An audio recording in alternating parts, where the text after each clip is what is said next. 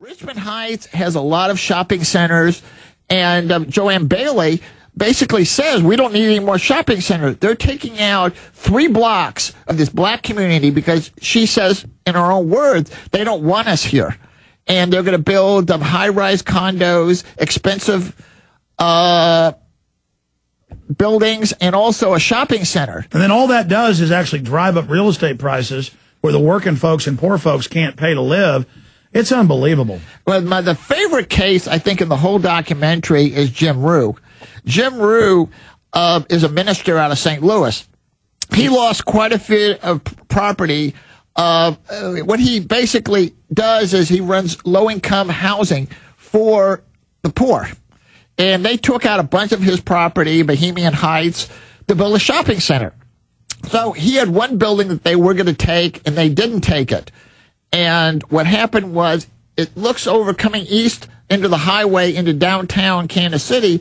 He had this tall building, so he put a great big anti-eminent domain mural on his building. Well, the redevelopment agency told him to take it down or they'll come and remove it. Well, he had a couple of lawyers, and finally the Institute of Justice came in, and he won, saying it was First Amendment. So now they're so mafia, they're going, hey, on your own property, you don't put up signs talking bad about us, so we'll send by some guys to take care of you. Yeah. And I told Jim, I said, if they come on your property, take the mural down, you have the sheriff's department arrest them for trespassing. And which is interesting, the court really ripped the redevelopment agency that they had no authority. But that's what I mean. Government and these quasi-government groups are getting crazier and crazier. Like cops will see an ambulance drive by speeding, and they'll say, he thinks he's above the law. I'm pulling the ambulance over. I mean, they're going crazy. It's like... It's scary out there. It really is because, and, you know, you look at your property, you know, go outside and look at your property and think... Is it really yours? You're already paying way too high of property tax on it. Most people can barely hold on to their property. But even if you can, it's really not yours because they can just come by and steal it. Yeah, but what's even funnier we found out in the investigation, which is not in the documentary, there's developers driving around with maps looking at people's property in areas that they can go and No. You know what we found? It was on West 36th Street, West 37th, because he had a house. He had 2 houses he built after World War II, Roland Ellingston, a retared arborist. I need to go see if Roland's alive. He was dying of cancer, and I saw him years later at a rally, barely alive. He's just a really tough old guy. And this is how I found out about this, like in 1996. And I go out there, and I noticed the same pattern. He had 2 houses he built, nice houses, but there were like Mercedes and yuppies and, you know, 3-4 bedroom little houses, but nice, that were built in the 20s and 30s and stuff, 40s, that were going for $600,000, $700,000 back then. That was high for Austin. Must be millions now. And the realtors would come and try to buy it, some of his neighbors, and he wouldn't sell.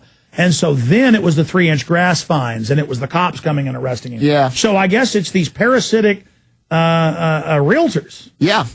And yeah, they're part of it. And which is interesting is getting back to H&R Block. It's not just H&R Block. It's a lot of Fortune 500 companies. Walmart is probably one of the worst abusers of eminent domain. Target. I mean, I could name... Well, Target's really a CIA, NSA front. Did you know their big business is security? Like the cameras and grids and biometrics you see? No. Target is the leader in that. In fact, let's put that on screen. Google Target's security business, and then you'll see a bunch of headlines on that. Yeah, no, it's... Well, I mean, wow. IBM's a government front. Microsoft's a government front. This is really on record, just people don't know it. Wow. Yeah, Target's really wicked. So yeah, tell us about Target. Well, yeah, they've gone in and they've taken out homes and businesses and to build a Target or a shopping center, which Target will be in.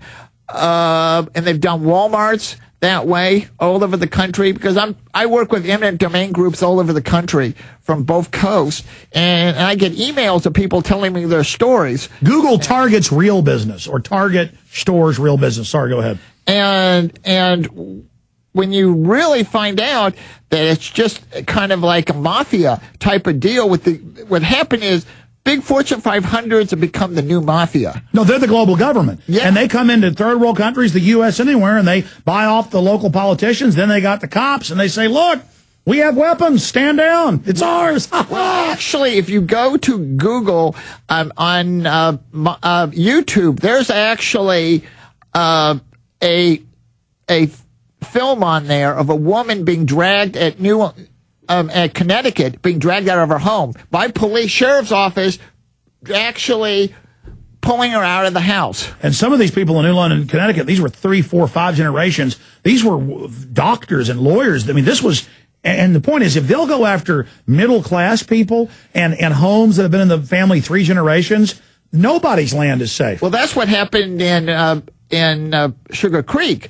Penelope Marsh talks about how her uncle lived down the street. Her uncle lived in this house. Her grandfather died in the house. She was born in the house, and her mother breaks down in tears and goes, "I can't eat, I can't sleep, knowing that my house is going to be gone." But what we really show in this document is the psychological impact it has on people. We just don't have a bunch of talking politicians and a bunch of experts. We have actually the people telling their story. And I think that was important. Yeah, that's what's important. I mean, look, a lot of people don't care about money and power. We're the normal people. We care about ancestral homes. We care about family. We care about comfort. We care about roots. And these dirty robber barons just run around all over the world kicking. Look, I remember 20 years ago being in southern Mexico in Yucatan, and there were brochures in all the nice hotels. Get UN biosphere land for super cheap. And now they've built it all up. And then later I learned they would kick the indigenous peoples all over Mexico off their cornfield lands they've been on for 1,000 years. They'd say, "Where's your deed?" "Well, we've always lived here in this village. This is our land." And that's why they're all in Mexico City. That's why Mexico City went from 12 million to 33 million in just 15 years, is they force them all up there off their land and then to the U.S. to have jobs. You can't blame them wanting to come here. And it's the same thing there, but it was UN sanctioned, where the UN and big corporations just paid the Mexican government, and they said, "Okay, come on in and just take whatever they got." Wow. Yeah, and Richmond Hyde, and well, I'll tell you, Arnold, we were really shocked what happened in Arnold. We went to, I don't know if you know about Dr. Dukakis. He was the dentist. There was a lot of publicity about it. They were building the development around him, and they put dirt mounds and tore up the road so his patients couldn't come, and they were harassing him. Well, we went down to do the interview for the documentary, and we met this guy named Steve who had a trailer park. Originally, Arnold was all trailer parks, and now I couldn't believe it. It's like one shopping center across from another. They have like 20 shopping centers for this little town. And he invited us to the city council meeting. He goes, "You're not going to believe this since you're doing this documentary. Well, if you show up at the city council member and talk about eminent domain or redevelopment, the mayor at that time, the mayor pro tem, when we were there, said, this is your warning. You're out of order." Oh, that's all over the country that you're arrested. They say there's no free speech. No, I've seen it a million times, but no, I didn't know about this case. Yeah, and they basically dragged him out of the meeting. Escort him, 3 cops, escort. Arnold is one of the worst. He's been trying to get documents for a year and a half. They won't give documents. I said, listen, under zoning in Illinois, did you see this in the Illinois papers about 5-6 years ago? People wake up at 6 a.m. and the cops are in front of them. They come in your house without a warrant for a home inspection of zoning to make sure more people aren't living there that are supposed to. And even if there's 2 people zoned for the house, they will go look and see if there's more than 2 toothbrushes and then give you a fine if there's more than 2 toothbrushes. Now, for 2 people. Now, I've got like 3 in my drawer, and there's what happens if you're using a toothbrush to clean your dog or your cat? You can't make this up. This was in the newspapers, and they were saying it was good, and the people were bad because they didn't like it. For those watching and listening to that, tell us a little bit about the people in the trailer. You were telling me particularly about the black fellow, something that happened to him. Yeah, well, he's the spokesperson. He basically explains different things through the whole documentary, and he has had a bunch of homes that he bought to redo. And he's a former city council member, Richard Tobert. And every time he goes against the mayor, they would come in the middle of the night and tear down his house. And with all his stuff in it, his furniture, his personal belongings, and one time, the demolition guy called him and let him come in to take out his property. And he talks about his property and everything. But the best story he tells, and I think it's the best piece in the documentary, is the Reverend Ike story. I don't know if you know about Reverend Ike. Reverend Ike was a black preacher in the 30s who would tell people that you're too poor to have money. Send me your money and watch me enjoy it. And I will send you a prayer cloth. And what he's saying, Richard, is you're too poor to pay for an entertainment district or a arena, which was part of the redevelopment section. Both of them were where Daryl Penner was.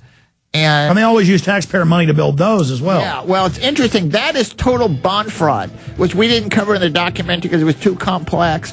But basically, it's a Ponzi scheme with the city because those bonds never get paid off. I'll tell you what, stay there. Final segment. We got to have you back. When we come back, let's tell folks about some of the bond fraud and more about the film Begging for Billionaires, the attack on private property rights in America. You see, folks, they're attacking the Second Amendment, 5th, 10th. Everything's being attacked. We'll be right back.